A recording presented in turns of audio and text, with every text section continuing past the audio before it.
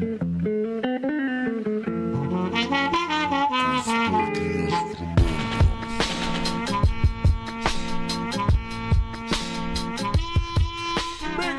happening, guys? It's me, Parth, and if you've been following the channel for a while now, or if you've been a part of the journey since a couple of months, you would be knowing that I did a video on the MacBook Air that so many people watched. But in that video, I specifically focused on whether that laptop was suitable for all the light load stuff like presentations and web surfing and all of that common stuff that we do every day. But since then, the question that I've seen pop up the most on the channel is whether I should get the MacBook Air for all the pro stuff that we do on the pro machines. So I guess this is it. This is all you need to know about whether you should get the MacBook Air for all the pro stuff that you might be able to do on the pro machines.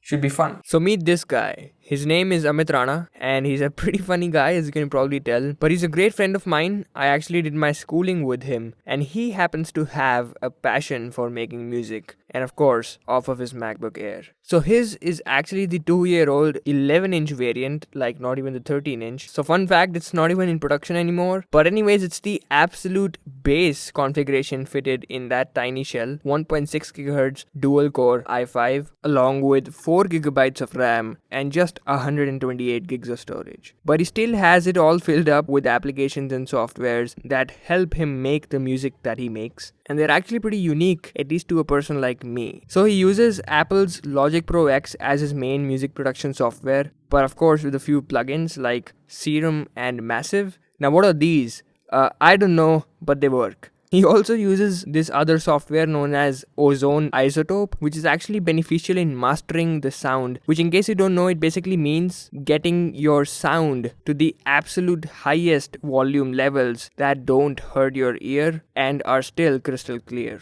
That rhymed. So definitely sounds important. He also uses a software called as Reactor, which actually helps him create synthesizers. Synthesizers are basically piano-like instruments that use electricity to produce sound waves that you get to hear like music, instead of using acoustic strings that the actual piano uses. But of course, all of this is on a software, on a screen, on a MacBook Air 11-inch. Oh, and this changes things. But that's not all that goes into making music on a 2-year-old tiny laptop. There's one more thing, and that is this. This is a MIDI controller. Chances are you might be aware of this, but if you aren't, MIDI in MIDI controller basically stands for Musical Instrument Digital Interface, which might sound too technical and too heavy at first, but if you break it into two, you get musical instrument, which is like self-explanatory, and the other part being a digital interface, which to put in simple words is just a medium for interaction. It can be by seeing, talking, listening, or as in this case, by touching. Well, first of all, one of the major reasons why this is even necessary is actually because it's convenient. I mean, sure, you can get all of the pads, the knobs, the keys virtually on your screen via software, but having all of these things in reality, in shell, in hardware, makes it much like using an actual instrument, which the mouse or hovering on the trackpad can never be compared to. Pretty easy to make sense about this. So his is the Impact LX25 key MIDI controller from Nectar. It sells for roughly around $200 and it actually packs quite a bunch. It's got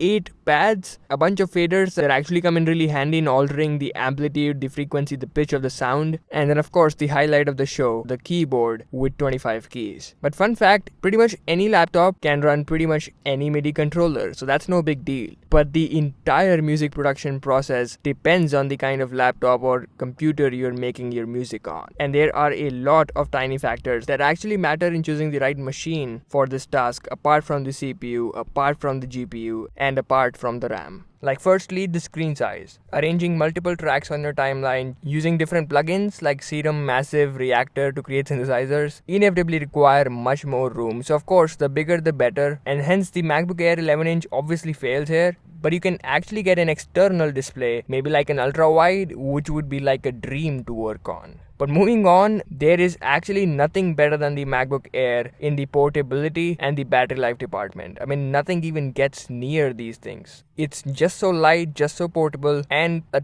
terrific battery life. I mean, almost a full day of usage, but if you're using Logic Pro X throughout, you will be able to last for at least 3 hours, which is just spectacular. But now, if this machine was actually being produced or manufactured right now, I wouldn't really recommend it to you because It's really not future proof. In fact, this laptop is an underpowered machine for the kind of tasks that you see being carried out on it. I mean, it literally takes Logic Pro X over a minute to fire up, which is a little bit too absurd for me. And since it only has 4 GB of RAM, it often runs out of memory if you open up a couple of heavy apps at the same time. Oh, and it's obvious that 128 gigs of storage is an absolute torture. So I guess the only reason why anyone would want to gravitate towards a Mac instead of getting a much powerful Windows machine in the same price bracket would be the little things like the stability, the latency issues since Mac barely has those, but most importantly, the operating system and softwares like Logic Pro X. Not even kidding, Logic Pro X is one of the best all-around digital audio workstations, and I guess it being exclusive to the Mac lineup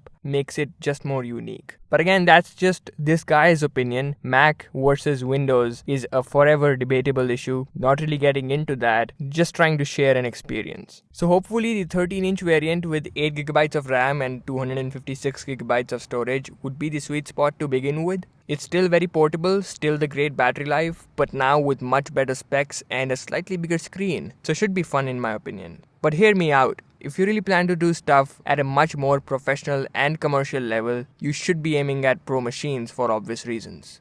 Hope you make sense about that. Anyways, that's been it. Thanks for watching. Something unique that I got to work on. Hope you guys liked it. Feel free to share it. Feel free to embed it. And if you have any queries, again, the comment section is waiting for you. Feel free to follow me on Twitter and Instagram. And I'll catch you in my next one. Take care.